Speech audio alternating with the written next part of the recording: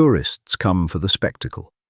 The unblinking men in heavy wool and polished brass, sweating quietly under the brutal summer sun. They do not come for the blood. But when a child hit the concrete, one guard broke the cardinal rule of his existence.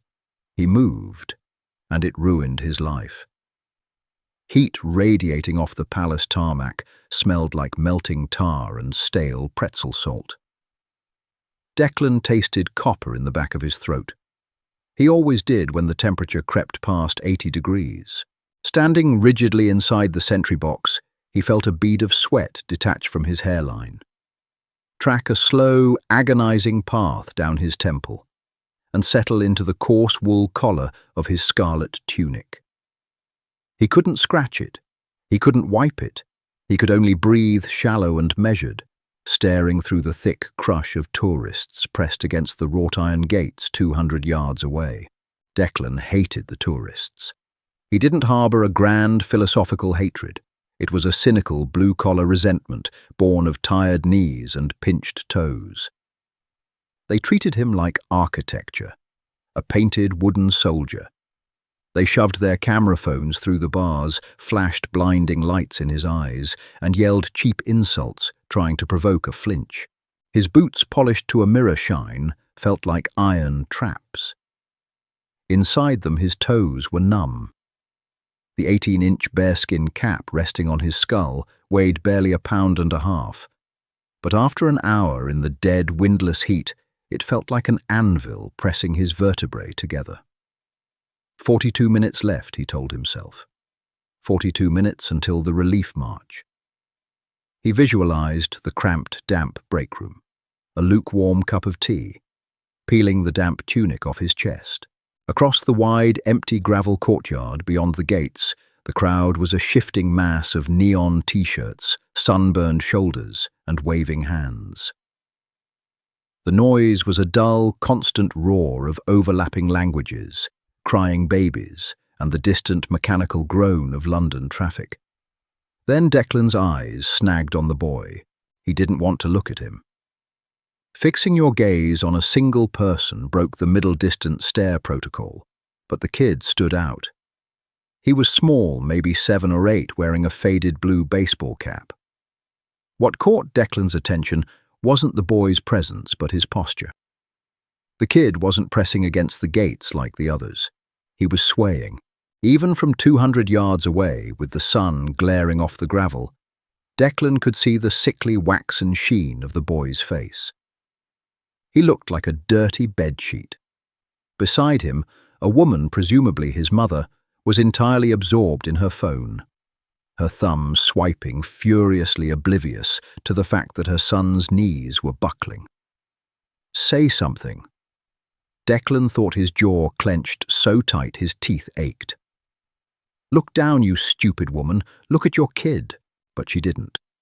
She just adjusted her sunglasses and pointed her phone at the palace, trying to frame the perfect shot of Declan standing inside his little wooden box.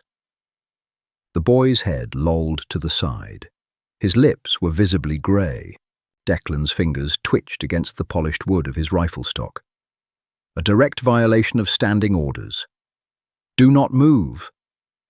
The voice of Corporal Hayes echoed in his memory, a raspy, nicotine-stained bark. You are the furniture. You are the wall. If a pigeon lands on your nose, you let it sit. There were police officers out there. There were crowd control wardens in high-visibility vests. Someone would see the kid. Someone always did. Declan forced his eyes to shift back to the center of the gate, staring at the golden crest welded into the iron. Not my problem. Not my jurisdiction. He counted to 10, slowly. The sweat from his collar had now soaked through to his shoulder blades, making the heavy wool cling to his skin like a wet bandage. He looked back. The boy was completely slack now, his small hands pulling weakly at the collar of his shirt. He was gasping, but his chest barely moved. It wasn't heat stroke. Declan had done 2 tours in Afghanistan before this ceremonial purgatory. He knew what heat stroke looked like. This was different. The kid's eyes were rolling back, showing the whites catching the harsh summer light. "Look at him." Declan's mind screamed at the mother. The woman finally turned. She looked down her mouth, opening in a delayed, confused shape. She reached out, grasping the boy's shoulder, perhaps thinking he was just tired, perhaps intending to pull him upright. She pulled, and the boy's legs gave out entirely. He didn't just fall. He collapsed with the sudden, terrifying looseness of a cut puppet. He pitched backward, away from his mother's grip. The sound reached Declan a fraction of a second later. It wasn't loud, but it cut through the murmuring crowd noise with sickening clarity. A sharp, wet crack, the sound of a young skull hitting unyielding pavement. The crowd didn't immediately react. The mother froze, staring at the empty space where her son had just been. Then she looked down. The scream she let out didn't sound human. It was high, ragged, and tore the air apart. Colin, now the crowd moved, but not to help. The human instinct to gawk kicked in. People scrambled backward, creating a tight, claustrophobic circle around the fallen boy and the screaming mother. Cell phones, which had been pointed at Declan a second before, instantly pivoted their lenses, hungry for the tragedy unfolding on the hot asphalt. Declan saw the boy convulsing. Violent, unnatural jerks. Foam began to pool at the corners of the kid's mouth. "Where are the police?" Declan's eyes darted furiously across the perimeter. The two armed officers usually stationed at the north pillar were gone, probably dealing with a lost tourist or a suspicious bag down the mall. The crowd wardens were stuck on the outside of the mob, blowing whistles, their voices drowned out by the rising panic of the onlookers. The boy's convulsions stopped. He went terrifyingly rigid. He's swallowing his tongue. He's choking. Declan's heart hammered against his ribs, a frantic, painful rhythm. The training manual, the Queen's regulations, the threat of court-martial, all of it crashed against the raw, desperate sight of a dying child. He gripped his rifle. His knuckles turned white. "You are the wall," Hayes's voice whispered. Declan exhaled a harsh, ragged breath through his nose. He felt the suffocating weight of the wool, the heavy boots, the ridiculous hat. He hated all of it. He moved.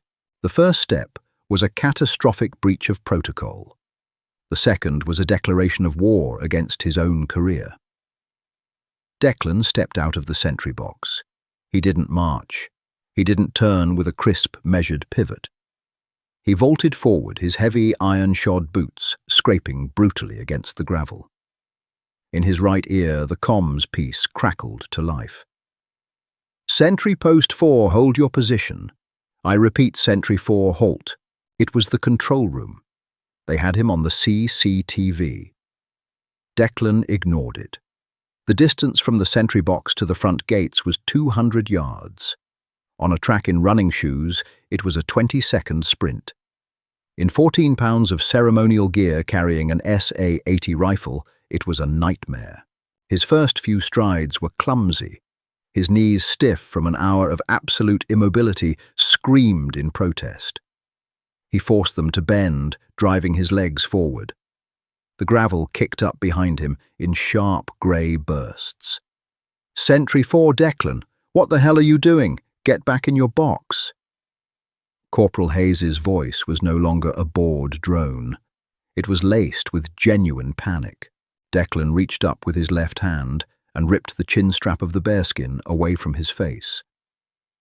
The strap tore the skin under his lip, leaving a smear of blood. He grabbed the heavy, suffocating mass of fur and hurled it aside. It tumbled across the immaculate gravel like a dead animal. His breathing turned ragged. The scarlet tunic, tailored tightly to force a rigid posture, compressed his lungs. Every gasp was a battle against the thick wool. Sweat blinded him, stinging his eyes, but he didn't blink. He kept his eyes locked on the iron bars of the gate. He was halfway there. 100 yards. The crowd had realized he was coming. The wall of tourists pressed against the bars parted slightly, their faces shifting from morbid curiosity about the boy to utter shock at the sight of a king's guard sprinting toward them, bare-headed face flushed purple with exertion. "Declan, I will have you in chains, you stupid bastard. Stop right now." Declan didn't even process the words. The heavy rifle in his right hand was throwing off his balance. He couldn't climb the gate with it. He couldn't treat a patient with it. He threw it. The weapon clattered onto the gravel, skidding 10 feet and coming to a rest in the dust. A horrified gasp went up from the tourists. Dropping a weapon was an unthinkable offense. Declan didn't care. He was lighter now. He pushed his legs harder, his heart threatening to burst through his sternum. 50 yards, 20 yards, 10. He hit the gate at full speed. He didn't wait for the remote lock to disengage. He grabbed the ornate iron spikes, the metal burning his bare palms, and hauled himself up. His heavy boots slipped on the decorative crest, but he kicked out, catching a foothold on the crossbar. He threw his leg over the top, the sharp iron tearing through the thick black fabric of his trousers, biting deep into his thigh. He ignored the tearing flesh. He dropped down on the other side, landing hard on the concrete. The impact sent a shockwave up his shins, jarring his teeth. He was in the crowd. "Move!" Declan roared. His voice, usually kept to a rigid, ceremonial silence, was raw and guttural. "Get out of the way!" The tourists didn't move fast enough. They were frozen phones, still raised. Declan didn't hesitate. He shoved a man in a Hawaiian shirt out of his path with violent force. The man stumbled backward, dropping his camera, which shattered on the pavement. Declan straight-armed a teenager who had frozen in his path, treating the civilians like hostile combatants. He ripped through the circle of onlookers, shoving and tearing his way to the center. He hit the ground, sliding his ruined knees, scraping against the rough asphalt. The boy Colin was blue, his lips, his fingernails. His eyes were rolled completely back. The mother was on her knees, hysterical, shaking the boy by his shoulders, screaming for him to wake up. "Stop!" Declan barked. He slapped her hands away from the boy. It wasn't gentle. It was a harsh physical strike. "You're snapping his neck, let go of him." The mother recoiled, sobbing, clutching her hands to her chest. Declan leaned over the boy. The smell hit him instantly, sour stomach acid, hot pavement, and the metallic tang of blood. The boy had bitten his tongue when he fell. Blood and vomit pooled in the back of his throat. He wasn't breathing. The airway was blocked. Declan didn't check for a pulse. He could see the boy dying in front of him. He grabbed the boy's jaw. The muscles were locked tight in a seizure. Trismus, lockjaw. Declan wedged his thumbs against the kid's chin, trying to pry the mouth open. It was like trying to pry open a steel trap. "Declan, armed police are descending on your position. Stand down immediately." The radio piece was still shrieking in his ear. Declan ripped the earpiece out. "Come on, kid. Open up." Declan muttered, sweat pouring off his nose and splashing onto the boy's cheek. He couldn't get leverage. Desperate, Declan wedged his right index and middle fingers into the corner of the boy's mouth, forcing them between the clenched teeth. He pushed hard, ripping the boy's cheek slightly, sliding his fingers toward the back of the jaw where the leverage was better. The boy's jaw snapped shut. Teeth sank into the flesh of Declan's fingers, grinding down toward the bone. Pain flared up his arm, bright and blinding. Declan grunted a wet animal sound of agony, but he didn't pull back. Instead, he twisted his fingers aggressively, using his own flesh and bone as a wedge, forcing the boy's mouth open just enough. With his left hand, he reached into the boy's slick, hot mouth. It was horrifyingly intimate.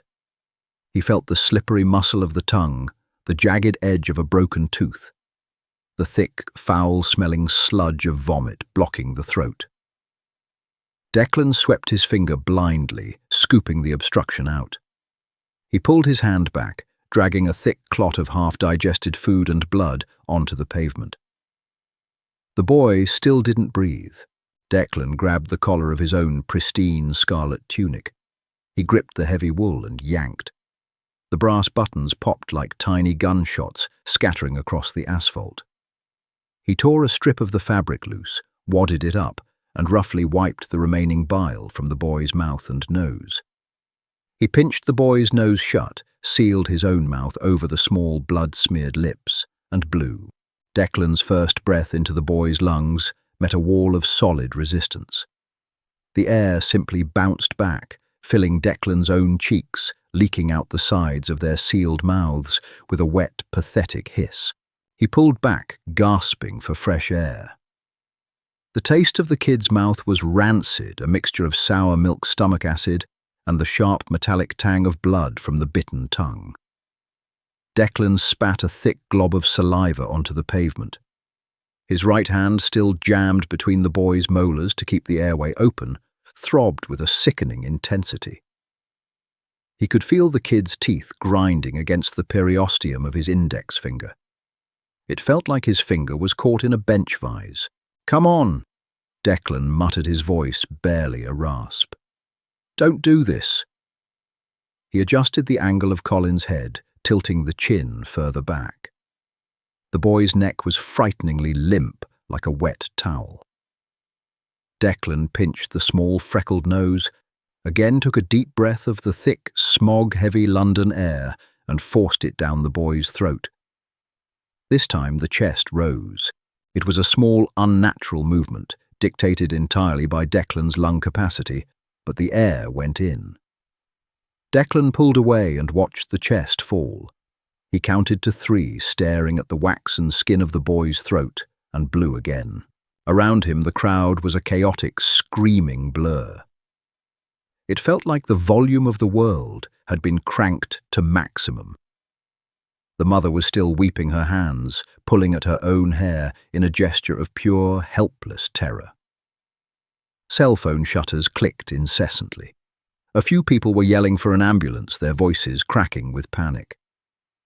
Declan blocked it all out. He existed entirely in a 2-foot radius of hot, bloody asphalt. He gave a third breath, then a fourth. He moved his left hand from the boy's forehead down to his chest, placing the heel of his palm dead center on the sternum. The kid was small, too small for adult compressions. Declan adjusted, using only the heel of his hand, locking his elbow. He pushed down. Crack! The sound of cartilage popping in the boy's ribcage was sickeningly loud. It felt like stepping on a dry branch. A fresh wave of nausea hit Declan, but he didn't stop. He couldn't. He pumped the chest, counting out loud, his voice guttural and harsh over the din of the tourists. 1, 2, 3, 4. Sweat poured off Declan's face, stinging his eyes and dripping onto the boy's blue lips. His ruined trousers stuck to the blood pouring from the deep gash on his thigh where the iron gate had bitten him.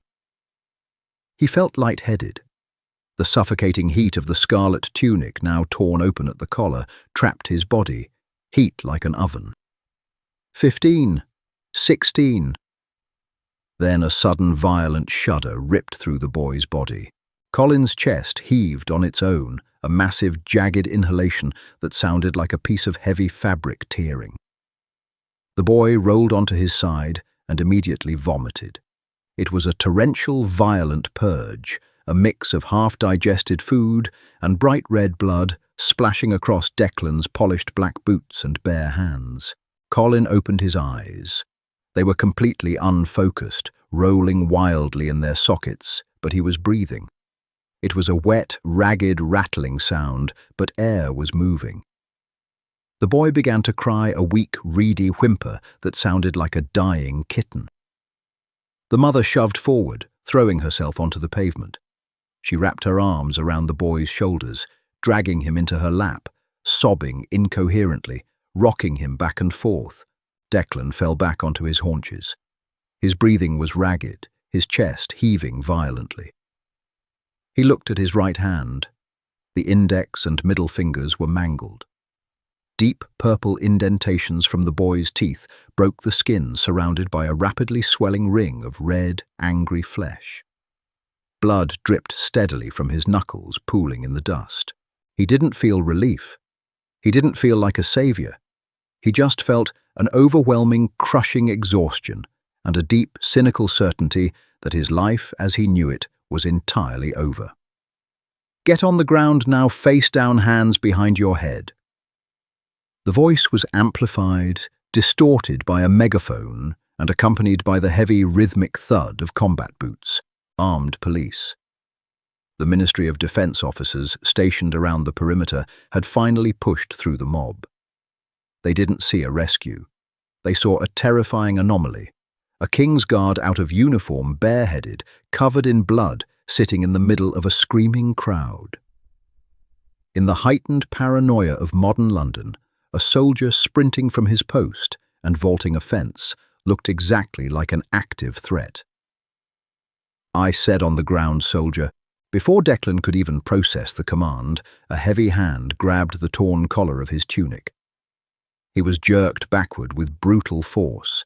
His ruined knees scraped agonizingly against the pavement as he was hauled up, then violently slammed face first against the side of a nearby stone pillar. "Do not move," an officer barked, pressing a forearm into the back of Declan's neck. "He's choking." Declan rasped his face, pressed into the hot, rough stone. He spat a mouthful of grit. The kid was choking. He swallowed his tongue.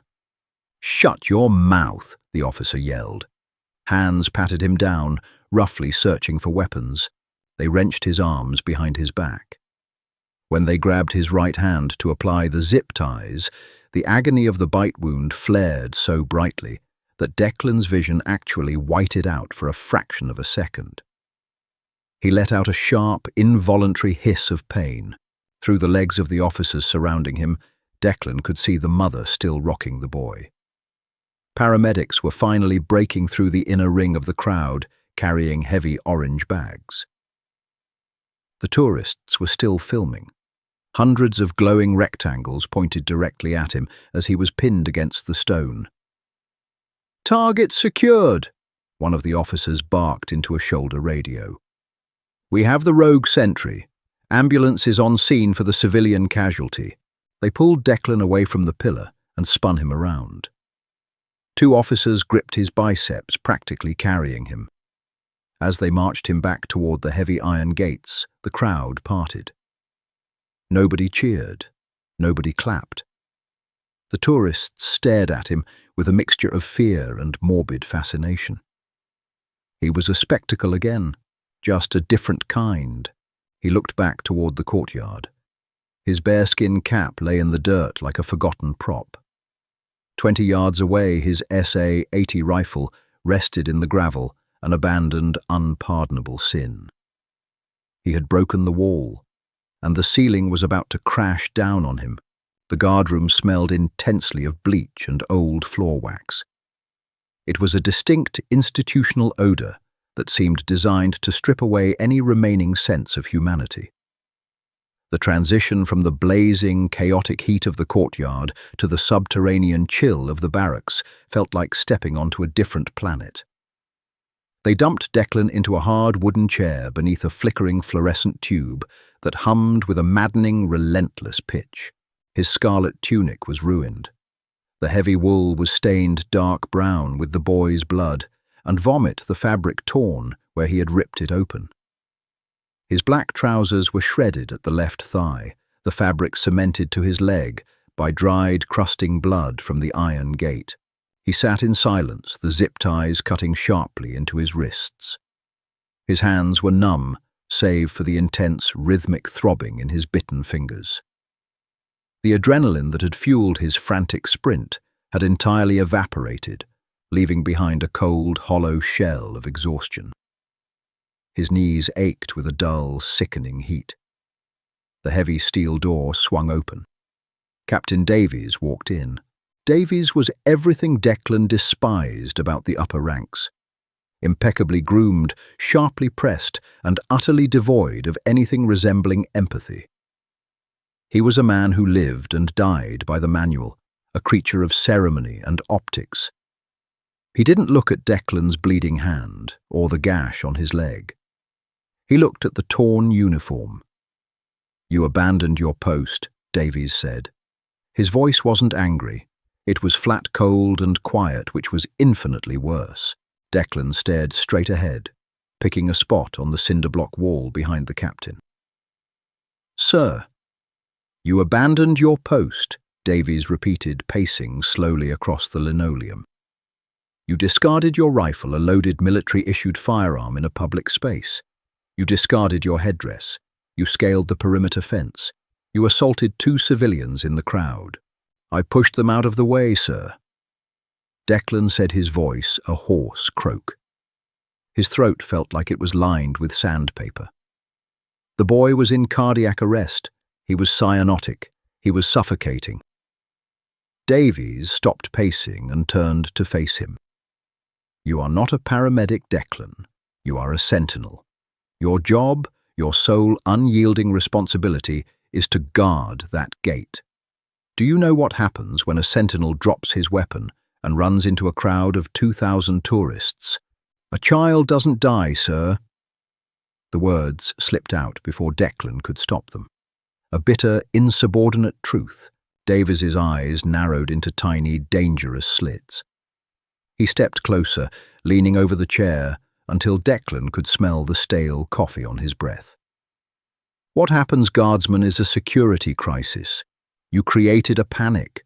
Armed police had to divert from counter-terrorism sweeps to tackle you to the pavement. You handed a loaded weapon to the public. If a terrorist had been waiting in that crowd, if someone had picked up your SA-80 while you were playing hero, there would be blood running down the mall." Declan swallowed. The logic was cold, ironclad, and entirely unassailable. That was the military. It didn't care about the exception. It cared about the rule. The machine only worked if the gears turned perfectly. Declan had shattered his gear. "You embarrassed the regiment," Davies said softly. "You became the spectacle." The door opened again.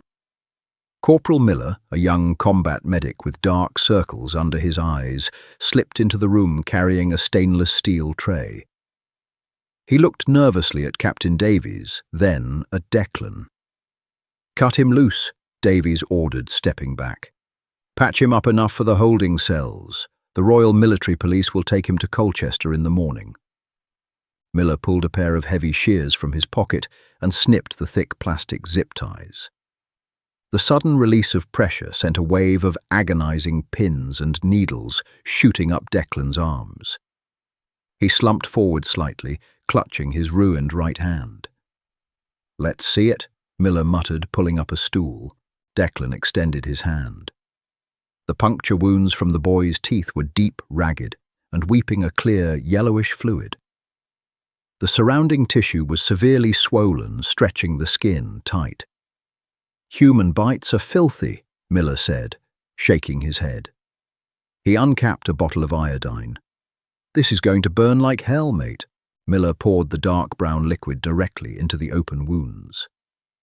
Declan clenched his jaw so hard his teeth squeaked. The pain was sharp, chemical, and blinding, shooting straight up his arm and exploding in his armpit. He forced himself not to pull away, staring blankly at the flickering fluorescent light above. "I need to cut the trousers," Miller said, glancing at the blood-soaked fabric clinging to Declan's left thigh.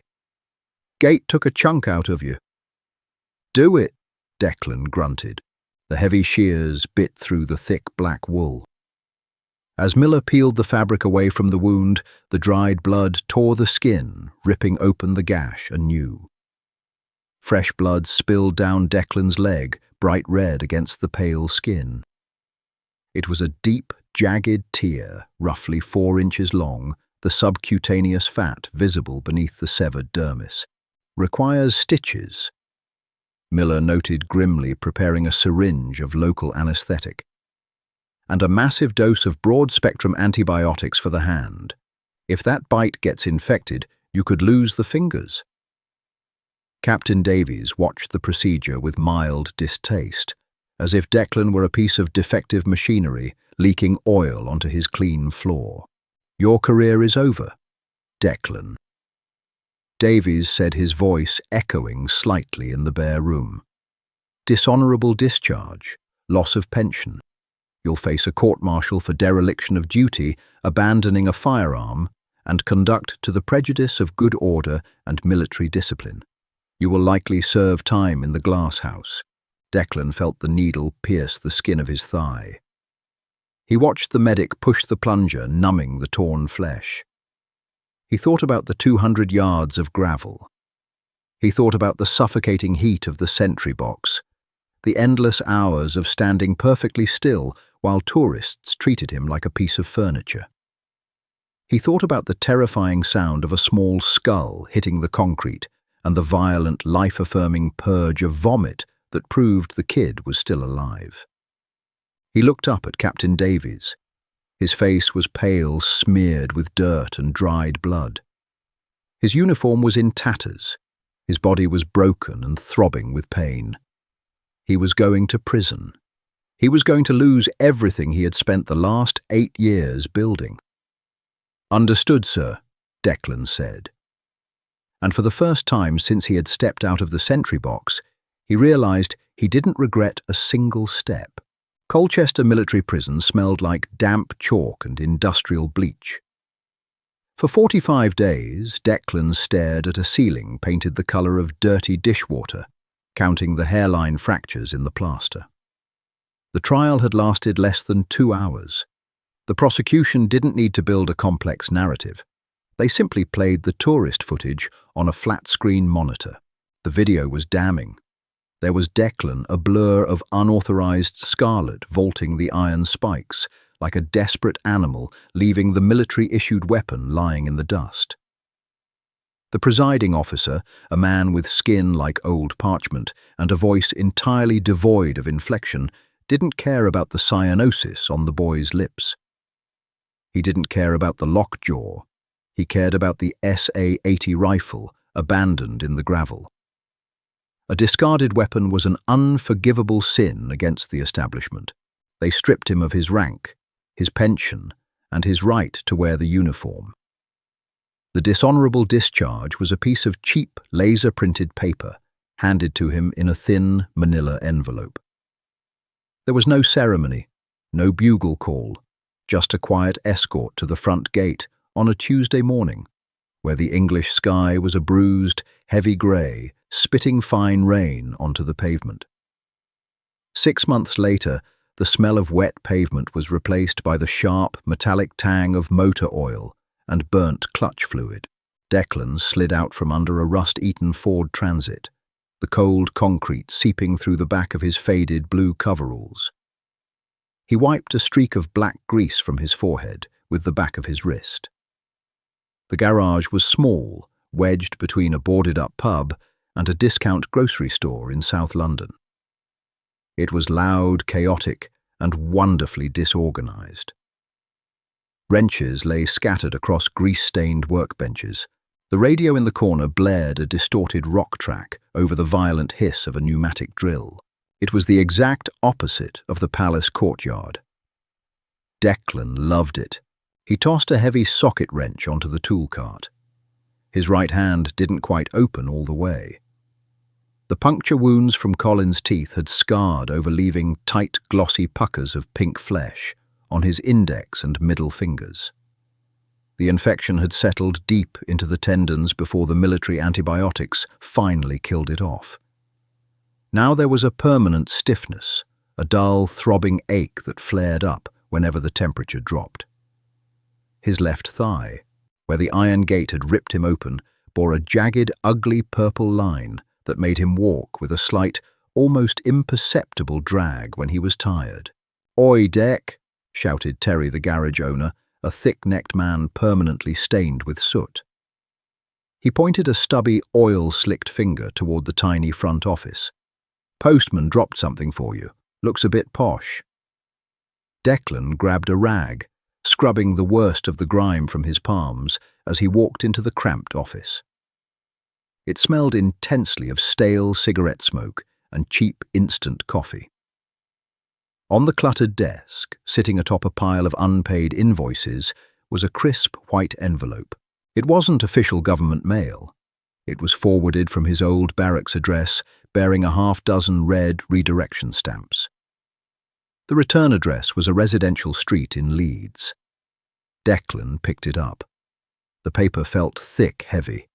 He ripped the top open with his grease-stained thumb, leaving a black smudge on the pristine white edge. A photograph fell out first, fluttering onto the scuffed linoleum floor. Declan bent down and picked it up. It was a picture of a boy, Colin. He looked entirely different without the terrifying blue hue of oxygen deprivation. He was sitting on a brick wall wearing a bright yellow football jersey, missing one of his front teeth. He looked completely unremarkable. He looked alive.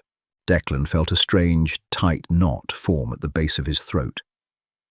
He swallowed hard, pushing it down, and pulled out the folded sheet of notebook paper. The handwriting was hurried and slanted. "Dear Declan, it took me months to find out where they sent you. The army wouldn't tell us anything. A reporter finally gave me this address. I saw the news. I saw what they did to you at the trial. I am so deeply sorry. You lost your career because I was staring at my phone instead of watching my own son. I have to live with that every single day. The doctors said he had a severe febrile seizure. If you hadn't cleared his airway, he would have suffered massive brain damage, or worse. He is back in school now. His jaw still clicks a bit from where you had to pry it open, but he is laughing again. We don't have much money, but if you need help with legal fees, we can try to start a fundraiser. People online are angry about what the military did. You are a hero to us. You always will be. Thank you. Sarah and Colin." Declan read the letter twice. The silence in the small office pressed against his ears, broken only by the distant rhythmic rattle of an impact wrench out in the bay. He didn't feel like a hero. He felt like a 30-year-old mechanic with bad knees, a ruined pension, and a hand that throbbed when it rained. He looked at the photograph again. The kid's goofy, toothless smile stared back at him. He thought about Captain Davies standing in that sterile guardroom, telling him his life was over. He thought about the heavy, suffocating weight of the scarlet tunic, the mindless hours staring at the gold crest on the gate, the total surrender of his own physical comfort for the sake of a tourist's photograph. Declan folded the letter, slipping it and the photograph back into the envelope.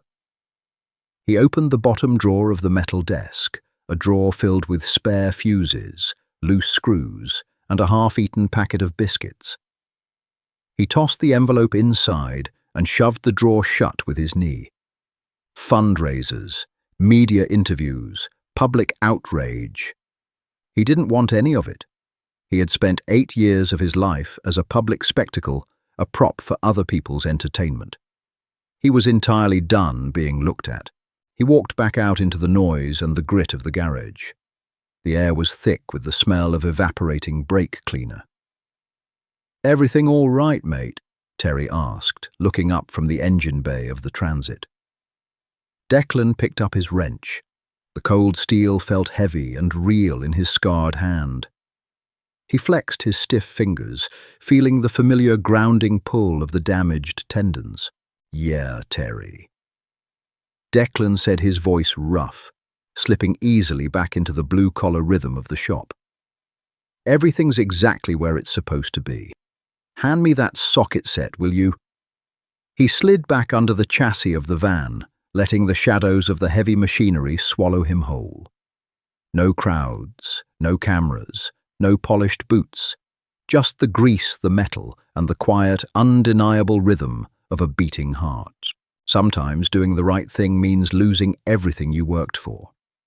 Declan's story is a raw reminder that true courage rarely comes with a shiny medal.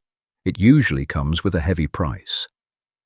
If this grounded, unflinching look at the reality behind the uniform moved you, hit that like button and share it with someone who needs to hear it. Don't forget to subscribe to the channel for more hard-hitting, deeply human stories. Thank you for watching.